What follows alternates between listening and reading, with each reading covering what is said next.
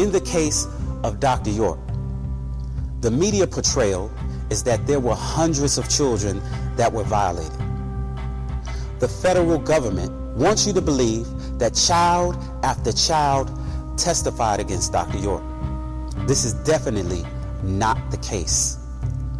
The charges against Dr. Malachi Z. York involve 13 alleged victims. Interviews of many of these so-called victims were conducted by lead investigator in Dr. York's case, FBI agent Jalaine Word. During the trial, Jalaine Word was asked about how she conducted the interview process. She was asked what kind of training she had received in dealing with molestation cases. She answered that she received in-service training through the FBI and worked several cases involving children, not necessarily molestation cases. Now, when asked how she ensured the interview process was not influenced by suggestive processes, Jalaine Word just said she conducted a good interview.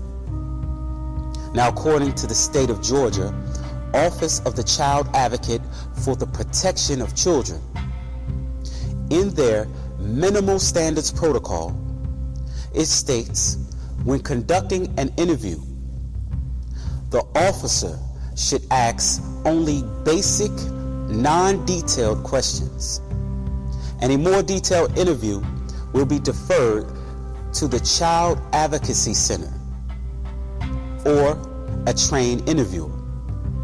It also states that obtained statements from the alleged victims are recorded by audio and or video recordings through trained interviewers at the Children's Advocacy Center within 72 hours. Now, during the trial, Jalaine Word testified under oath.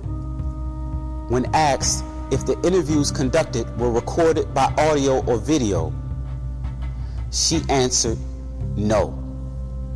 She testified that each of the interviews were conducted when the alleged victims were alone and without the presence of their parents. Again, in the state of Georgia, the Child Advocate for the Protection of Children have a minimal standards protocol. That's minimal standards protocol.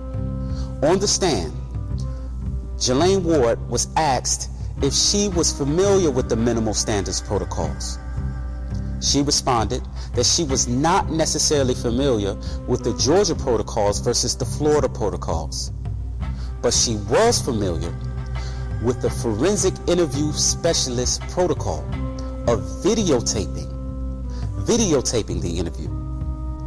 She explained she was familiar with videotaping the interview, but did not videotape any of the interviews she conducted, which was approximately 16 to 18 interviews. The question is why? Why wasn't there a recorded interview entered into evidence of these so-called alleged victims? Now, out of the 13 alleged victims, 5 of them were underage children who were kidnapped during the raid of the Nuwaubian land. Out of the 13, 5 children who lived on the Nuwaubian land were taken into state custody. They were taken into custody by the Department of Family and Children Services, also known as DFACS. They were interrogated and psychologically and medically examined. All 5 insisted that Dr. York never did anything inappropriate to them. All 5 of these children insisted adamantly from the moment of their kidnapping by the state that nothing ever happened to them. One of these 5 children included one of Dr. York's own sons. He emphatically told the state officials that he loved his father, and his father loved him. He stated that his father never did anything to him. These 5 children were brought into juvenile court in Jones County in the Okmulgee Circuit, presided over by Judge Spivey. And on July 12, 2002, after weighing all the physical evidence, the interviews and interrogations, the psychological and medical evidence, Judge Spivey ruled that none of the 5 children were ever molested. The crazy part is these 5 children were still included as alleged victims in Dr. York's case. Understand this.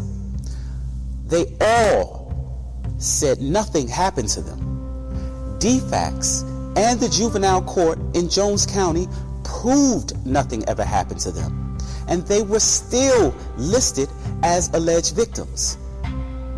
Some even testified during Dr. York's trial that nothing ever happened. This is a clear sign of a setup. This is not a conspiracy theory. It is clear that there was a conspiracy to frame Dr. York.